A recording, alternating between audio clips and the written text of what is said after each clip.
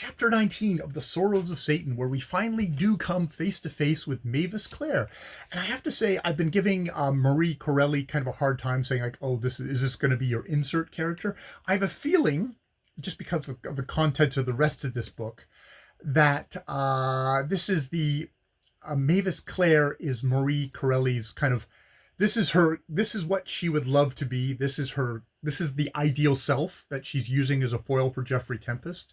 I think there's maybe a little bit of Jeffrey Tempest in her as well, to be fair. That, you know, it's these two battling sides, because Mavis Clare is delightful. She is warm and kind, and her little dog Trixie does not like Lucio. Lets out a horrible, jumps up beside him, looks at him, and lets out a horrible, mournful howl of, like, just utter despair. And it's like, oh, you don't like dogs, do you, Lucio? It's like, oh, no, they just don't like me. And she takes the dog and goes out. And from then on, she's looking at his great beauty with bewilderment and definitely distrust.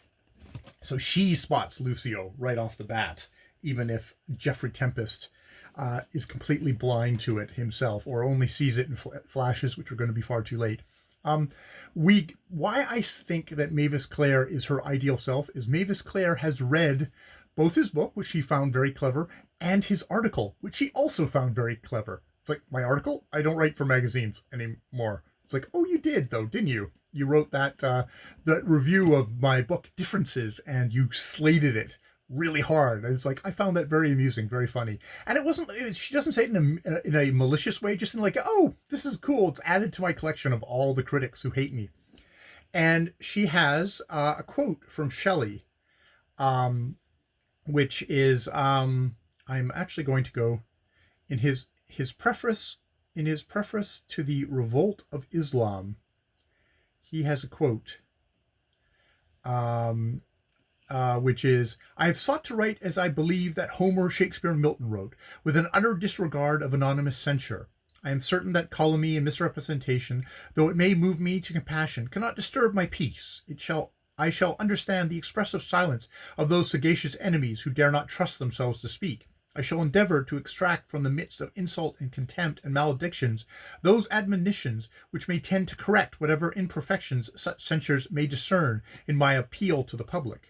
If certain critics were as clear-sighted as they are malignant, how great would be the benefit to be derived from their virulent writings. As it is, I fear I shall be malicious enough to be amused with their paltry tricks and lame invectives.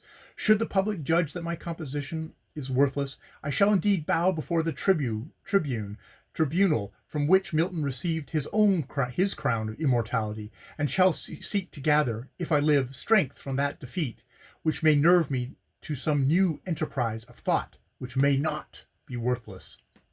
So, you know, it's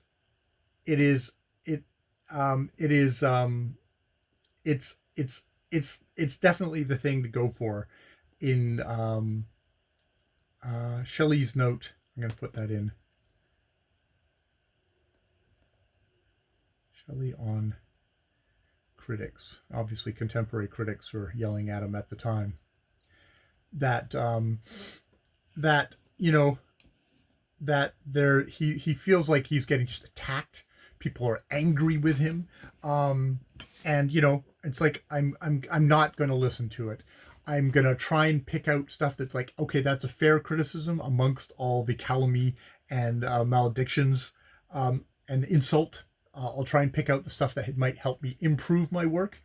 But it doesn't matter. In the end, the same tribunal that gave Milton his crown of immortality, if they don't give it to me, well, I will try and, if I live, I'll seek to gather, if I live, strength from that defeat, which shall nerve me to some new enterprise of thought, which may not be worthless.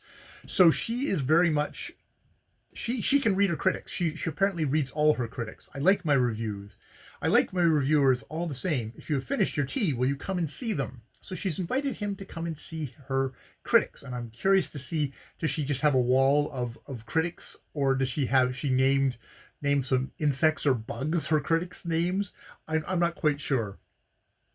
There's an interesting thing here. I discovered the rich sweetness of the voice, which made the name of Mavis suit her so well. So,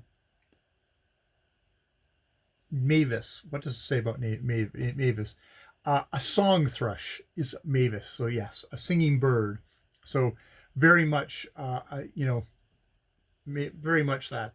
And we do again have that Maria Corelli loves uh, to describe beautiful women. Though she doesn't. She says like Mavis Clare isn't beautiful, but she has, what is it? Um, she's got a halo. As she turned her head towards us, the sunlight caught her fair hair and turned it to the similitude of a golden halo circling her brows. She was not a beauty, but she possessed an undoubted individual charm, a delicate attractiveness, which silently asserted itself, as the breath of honeysuckle hidden in the tangles of a hedge will delight the wayfarer with sweet fragrance, though the flowers be unseen. So that kind of description of her. We also get a picture by Srrws, who is, I'm sure, some painter. Jean-Baptiste Srrws, or something, was a French painter of portraits, genre scenes, and historical paintings, 1725 to 1805. Yes, but that halo and flowers, sweet fragrance from flowers unseen. So Mavis Clare description is good to have.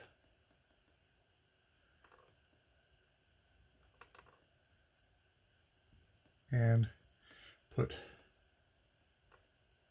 song thrush name, put that down. All right. Yes, I gotta start gathering my notes because I will try and do, probably over Christmas, a review of the first half of this book. We finally got into Mavis Clare at 46% of the way through. So yes, that'll be good. All right, I'm gonna leave it there. More videos later.